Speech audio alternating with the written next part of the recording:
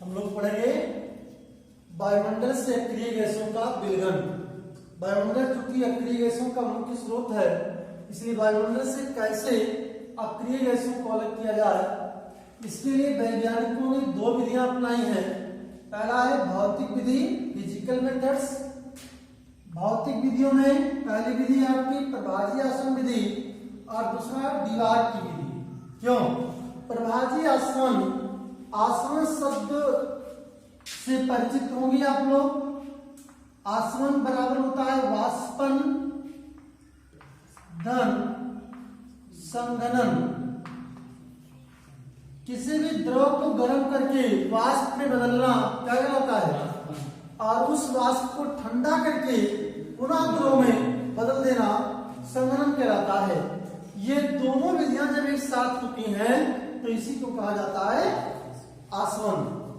आपने पढ़ा होगा आसवन प्रायः दो प्रकार का होता है, आसवन तीन प्रकार का होता है। तीनों विधियां आपको ऑर्गेनिक कंपाउंड्स में बताई गई है, कार्बनिक यौगिकों के शोधन में। एक तो साधारण आसवन, दूसरा प्रभाजी आसवन और तीसरा निर्वात आसवन। ये तीन विधियां हैं। पहला साधारण आसवन, दूसरा प्रभाजी आसवन और तीसरा। मान लीजिए कोई द्रव है, कोई भी ऑर्गेनिक कंपाउंड है और इसमें एक तो अशुद्धि है, अशुद्धि के साथ में ऑर्गेनिक कंपाउंड है, कार्बनिक यौगिक है, और हर पदार्थ का अपना एक क्वथनांक होता है। मान लो इसका क्वथनांक है 78 डिग्री सेल्सियस, ये वाष्पशील है और अशुद्धियां जो है वह अवाष्पशील है। चाहे जितना गर्म करेंगे ये वाष्पित नहीं होगा, जबकि ये वाष्पित हो जाएगा। क्यों? अगर इसको चाहिए आपकी अशुद्धियां अलग हो जाए तो इसके लिए हम साधारण आसवन विधि का उपयोग करेंगे। इसे क्वथनांक पर गर्म कर देंगे, जो कार्बनिक द्रव है वह अपने क्वथनांक पर वाष्प में परिवर्तित होगा और वाष्प को ठंडा करके फिर से द्रवित कर लीजिए तो आपको द्रव रूप में ऑर्गेनिक कंपाउंड मिल जाएगा, या अशुद्धियां शेष बच जाएंगी। ये क्या कहलाएगा? साधारण आसवन। दूसरा है प्रभाजी आसवन। मान लो इसमें अशुद्धि तो है ही है, अशुद्धि के साथ कई कार्बनिक कंपाउंड मिले हैं। क्यों? एक नहीं कई हैं। बेंजीन भी है, इसका क्वथनांक होता है 80 डिग्री सेल्सियस। एसीटोन है, इसका होता है 56 डिग्री सेल्सियस। और यह 78 होता है एथिल अल्कोहल का। ये तीन कंपाउंड एक में मिले हैं, तीनों का क्वथनांक अलग अलग है। आप चाहते हैं तीनों अलग अलग हो जाए तो कौन सी प्रक्रिया अपनाएंगे? तो आप कहेंगे प्रभाजी आसवन। क्यों? इसका प्रभाजी आसवन किया जाएगा जिससे ये अपने अपने क्वथनांक पर तीनों अलग अलग रूप में प्राप्त होंगे। क्यों? और निर्वात आसवन कब होता है? जब कोई ऐसा कार्बनिक पदार्थ हो जो अपने क्वथनांक के पहले ही अपघटित हो जाता हो। क्वथनांक आने से पहले ही क्या हो जाए? अपघटित हो जाए, तो उसका शोधन करने के लिए प्रायः निर्वात आसवन विधि का उपयोग करते हैं। इसमें दाब कम कर देते हैं और जब दाब घटा करके आसवन किया जाएगा तो जो पदार्थ अपने क्वथनांक से पहले वाष्पित या अपघटित हो जा रहा था वो अपने क्वथनांक पर वाष्पित होगा। इस प्रकार ये तीन विधियां हैं। तो यहाँ पर जो प्रभाजी आसवन है, आप जानते हैं वायुमंडल में नाइट्रोजन, ऑक्सीजन, कार्बन डाइऑक्साइड और अक्रिय गैसें पाई जाती हैं। सब गैसों का क्वथनांक एक समान नहीं होगा, अलग अलग होगा। क्यों? इसलिए एक बल्ब में, प्रभाजी बल्ब जिसे कहा जाता है, में लेकर जब इन गैसों का अर्थात वायु का प्रभाजी आसवन किया जाता है तो हर गैस अपने अपने तापक्रम पर या अपने अपने क्वथनांक पर अलग अलग प्राप्त होती हैं, और इसी को क्या कहा जाएगा? सुनेगा। तो वायुमंडल से वायु का प्रभाजी आसवन करके प्रभाजक बल्ब में प्रायः अलग अलग गैसों को उनके क्वथनांक पर अलग किया जा सकता है। इसी को प्रभाजी आसवन कहा जाता है। दूसरी विधि आती है दीवार की विधि। दूसरी विधि क्या है? दीवार की विधि। और दीवार की विधि में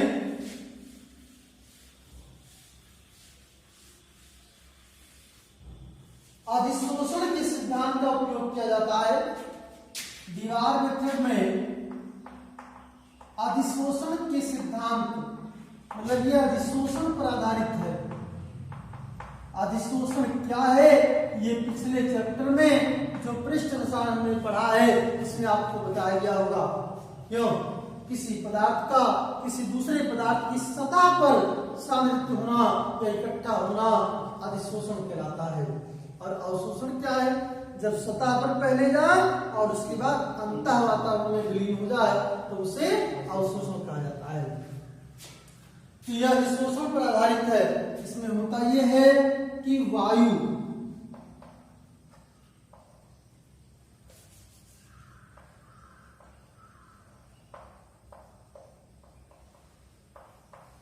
अक्रिय गैसों का जो मिश्रण है, अक्रिय गैसों का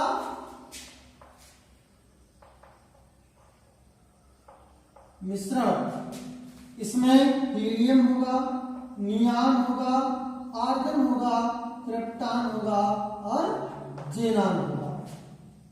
कैसे? पहले तो एक काम करते हैं कि प्रभाज्य आश्रित करने के बाद ऑक्सीजन, कार्बन डाइऑक्साइड इन सबको अलग कर देते हैं। तो जो बचा हुआ गैसीय मिश्रण है अक्रिय गैस, ठीक है, इसको अधिशोषण के द्वारा अलग अलग किया जाएगा। कैसे करेंगे? नारियल का कोयला होता है,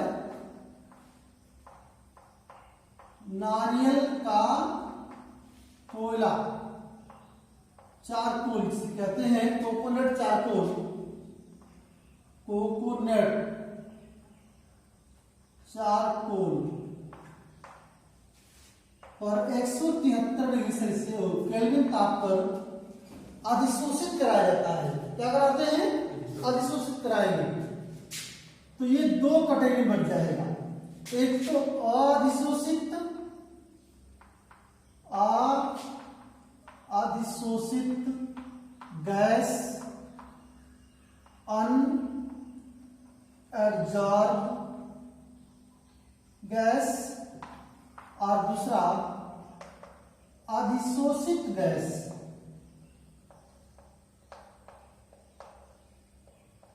जैसे कहते हैं एब्जॉर्ब्ड गैस। मतलब इन गैसों में से कुछ गैसें नारियल के कोयले में एब्जॉर्ब हो जाती हैं और कुछ गैसें हैं जो एब्जॉर्ब नहीं होती हैं। कौन कौन गैसें होती हैं? तो आप बताएंगे। इसमें आर्गन, क्रिप्टॉन और जेनान। आर्गन, क्रिप्टॉन और जेनान, ये तीन गैसें अधिशोषित हो जाएंगी और हीलियम तथा नियान ये अधिशोषित, मतलब ये चारकोल के अंदर प्रविष्ट, चारकोल की सतह पर अधिशोषित नहीं होगी या सेपरेट गैस के रूप में ही रहती है। अब इसको क्या करेंगे? दोबारा, मतलब फिर से नारियल के कोयले पर 90 केल्विन ताप पर अधिशोषित कराया जाएगा। कोकोनट चारकोल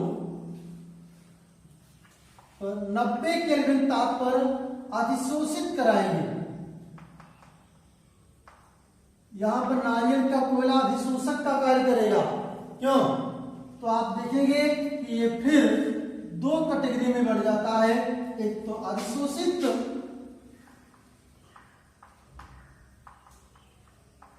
और दूसरा अधिशोषित। क्यों? ये आपका होगा नियान। अधिशोषित कौन होगा? तो आप बताएंगे नियान। और अधिशोषित होता है कौन? हीलियम। देखो सब अलग हो रहे हैं। अब एक चीज यहां स्पष्ट हो रहा होगा कि कौन सी गैसें कोकोनट चारकोल में अधिशोषित होती हैं। तो आप बताएंगे वो गैसें अधिशोषित होती हैं जो हल्की हैं। क्यों? हीलियम सबसे हल्की है कि नहीं? जैसे यहां पर आपने देखा 173 केल्विन ताप पर, तो नियान और हीलियम अपेक्षाकृत हल्की थी, इसलिए अधिशोषित नहीं हुई। क्यों? जबकि आर्गन, क्रिप्टॉन और जेनान ये सतह पर अधिशोषित हो गए। कोकोनेट चारकोल पर जब 90 केल्विन ताप पर पुनः अधिशोषण किया गया अधिशोषित गैसों का, तो इसमें से देखो हीलियम सबसे हल्की है, तो हीलियम अधिशोषित नहीं हुई, लेकिन नियान क्या हुई, अधिशोषित। तो ताप कम करने से अधिशोषण बढ़ जाता है, पढ़ा होगा पीछे, अधिशोषण को प्रभावित करने वाले कारक भी बताया गया है। अब इसी प्रकार इनको भी अलग करना है, इसे भी आप कोकोनेट चारकोल पर 93 केल्विन ताप पर, कोकोनेट चारकोल पर कितने ताप पर, 93 केल्विन ताप पर जब अधिशोषित कराया जाएगा तो ये फिर दो कैटेगरी में बढ़ जाती है। एक तो पहला इसमें होगा द्रव और दूसरा अधिशोषित। द्रव के रूप में या लिक्विड के रूप में, और एक अधिशोषित। द्रव के रूप में होगा आर्गन, आर्गन द्रव के रूप में प्राप्त होता है, और अधिशोषित रूप में हमें मिलेगा क्रिप्टॉन और जेनान। क्रिप्टॉन और जेनान ये दो गैसें अधिशोषित, मतलब नारियल के कोयले में अधिशोषित नहीं होती हैं। और इसके बाद जब 180 केल्विन ताप पर दोबारा इसका कितने ताप पर, 180 केल्विन ताप पर जब कोकोनेट चारकोल होगा में अधिशोषित कराएंगे,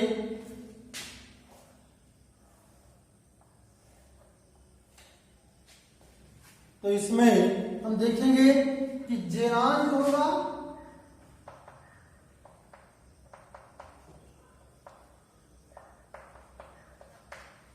और ये जो होगा वो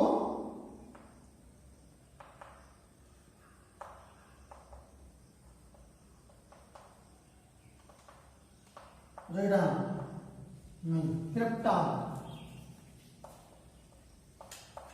क्रिप्टॉन का वेट ज्यादा है ना, तो कम है, क्रिप्टॉन का कम है, ये हल्का है, इसलिए अधिशोषित होगा और जेनान अधिशोषित हो जाएगा, क्योंकि क्रिप्टॉन की अपेक्षा जेनान भारी तत्व है।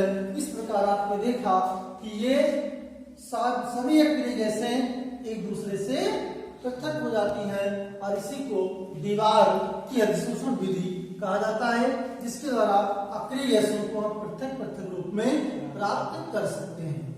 ठीक है, और इसके बाद हम लोग पढ़ेंगे अक्रिय गैसों का विलयन जो वायुमंडल से किया जाता है, उसके लिए रासायनिक विधियां कौन है।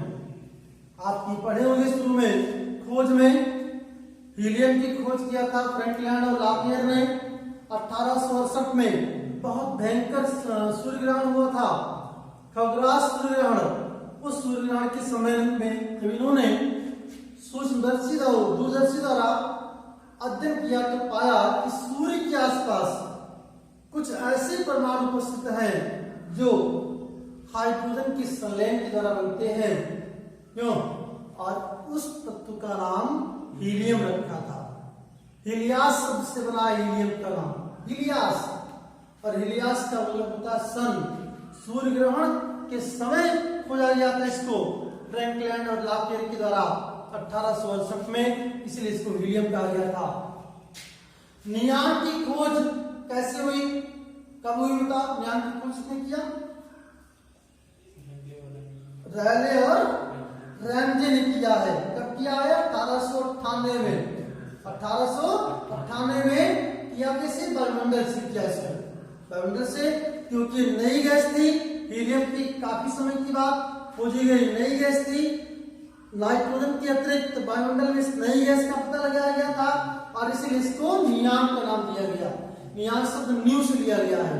ठीक है, और उसके बाद 1894 में किसने? रैले। ठीक है, इन्होंने खोज किया है किसकी?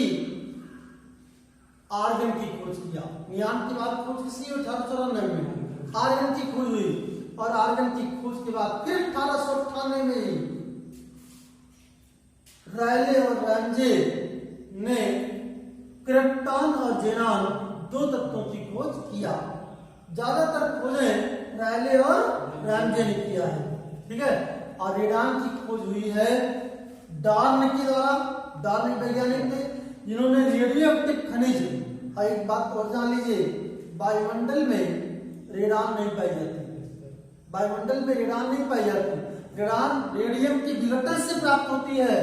रेडियम का होता है 88 परमाणु क्रमांक, और जब इससे एक अल्फा कण निकलेगा तो ये कितना बचेगा 86। रेडान यहाँ पर 226 होता है, 4 कम हो जाएगा 222।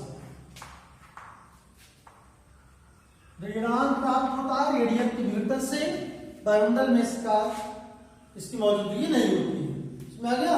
इसको डार्न ने खोजा है 1902 में। पता कि समझे, ये खोज है, ज्यादातर खोजें जो अक्रिय गैसों से संबंधित है वो रायले और रैमजे से संबंधित है। इसलिए जो रासायनिक विधियां हैं वायुमंडल से अक्रिय गैसों की विलयन की, वह रायले और रैमजे के द्वारा दी गई है। 3 विधियां हैं। पहली विधि है रायले और रैमजे की प्रथम विधि, दूसरा है रायले और रैमजे की द्वितीय विधि, और तीसरा है ना फिशर और रिंगे, ठीक है। रायले और रिंगे या फिशर और रिंगे की विधि है। 3 विधियां हैं। 2 विधियां रायले और रैमजे द्वारा दी गई हैं, और तीसरी है फिशर और रिंगे के द्वारा दी गई है ना। ये रासायनिक विधियां हैं। कुछ रासायनिक विधियों के द्वारा ही इनको अलग किया जाता है।